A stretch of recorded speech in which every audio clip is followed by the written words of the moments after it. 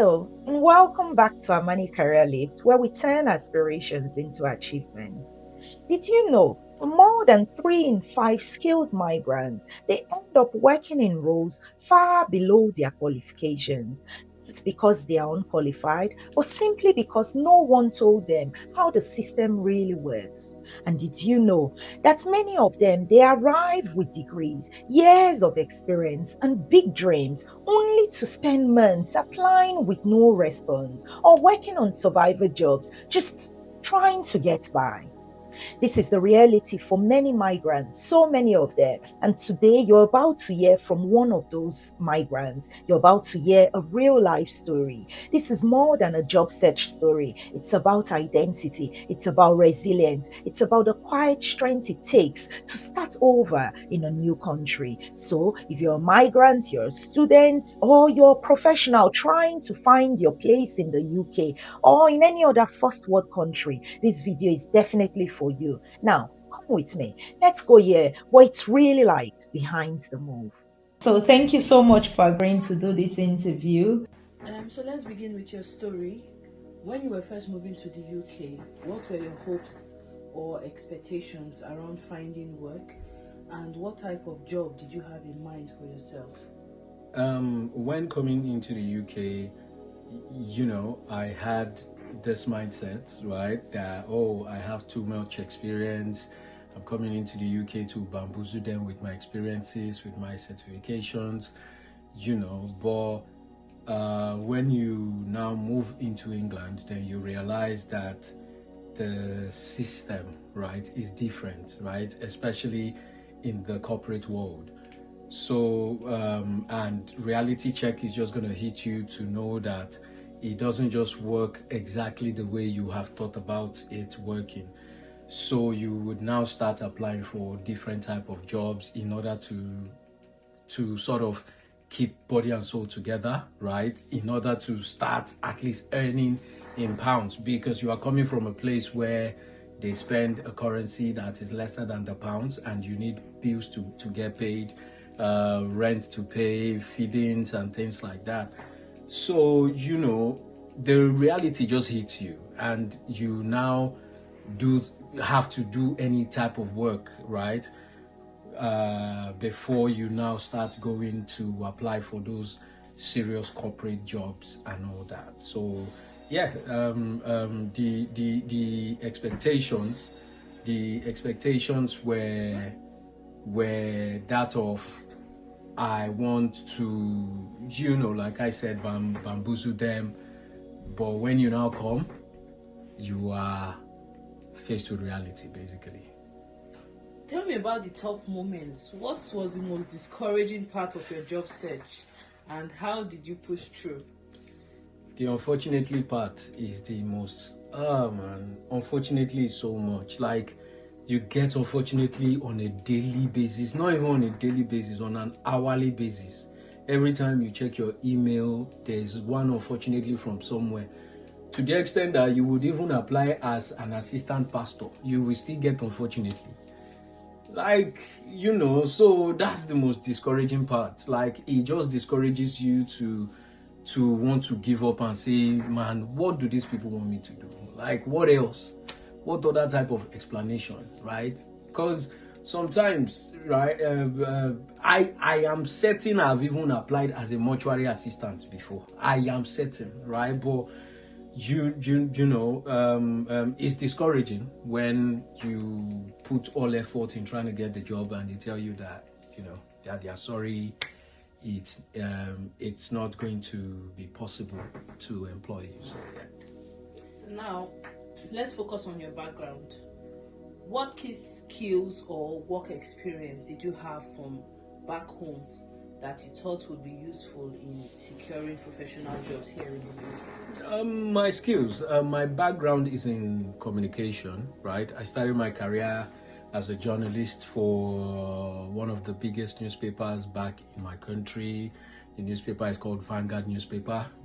I worked as an entertainment writer, and that was basically where I started my career. Then I moved into advertising, as a copywriter. From advertising, I moved into public relations. From public relations, I moved into digital writing and digital marketing and things like that. So my skills, my background, everything that has to do with my line of work has been communication and all that. So I also worked as a creative lead for a public relations company. So those skills, right, both in digital, both in PR, both in advertising, merging all of them together, you would be coming to England full of life to say that, oh no, I'm coming into this market to come and explode, to come and express, that skill, right? And you would assume that people are going to appreciate it. No, they do appreciate it. However, it is not as seamless or as easy as a lot of people assume it's going to be, because whatever you think you know, right, when you come to England, there are 10,000 other people that know better than you. So you have to try as much as you can to stand out. So those skills basically, right? Also skills in marketing, and those skills are the skills that I came with and felt that I was going to come into the market, come into the system to sort of express myself and get ahead, but it wasn't as easy as I thought, basically. Yeah. Now, the breakthrough. What was the first job you eventually landed in the UK? Was it different from what you had in mind before moving here? When we talk about the first job, right? The first job was not like my ideal job, right? Because like I said, it got to a point where I was looking for anything just to sort of pay bills, right? So it wasn't ideal per se, right? So I did several type of jobs for some time, right? Because I needed to sort of just sort myself out. But like my first job, like my first breakthrough that when I now look back, I would appreciate God for that breakthrough was I started working, as a civil servant for the Department of Works and Pension, as a junior managerial role, as an executive officer. So that was like the first, not unfortunately, that I got like that. After applying, although I applied, I got unfortunately from that same people. But however, I applied for a more senior role, and by the grace of God, I got that more senior role, right? So which is my breakthrough, and that's currently my job, right? So yes, so that is the breakthrough, and that broke the camel's back, and since then it has been growth, and all that. So looking back, Yeah. what is your number one piece of advice for immigrants trying to start their career in a new country? The first advice is try as much as you can to understand the place that you're going to, right? Do not assume, right? Yeah, there's a place of spirituality, there's a place of faith, there's a place of grace, but there's also a place of wisdom and understanding, right? Understand the place that you're going to. It is different from where you are coming from, right? There's a system from where you're coming from. It might work in that place and might not work in this place. So an example is when you're building a CV, for example, there's a style from where I come from, which is Nigeria.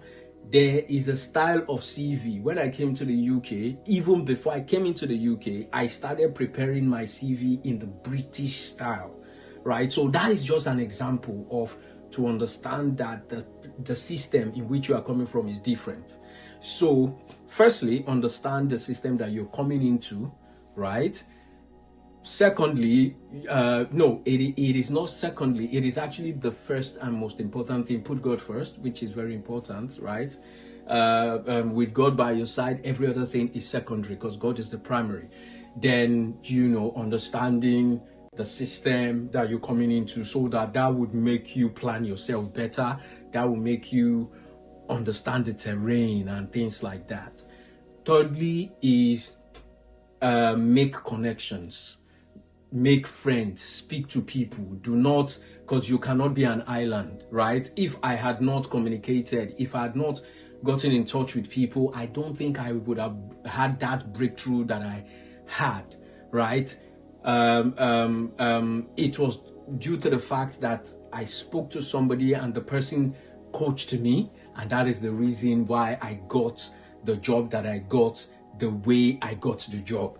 So communicate with people, speak with people. Do not come into the country and isolate yourself. If you isolate yourself, you are not going to make progress. That is the simple truth, right? So make good connections, and also understand that humble beginning is not a bad thing, especially when you're coming into a new country.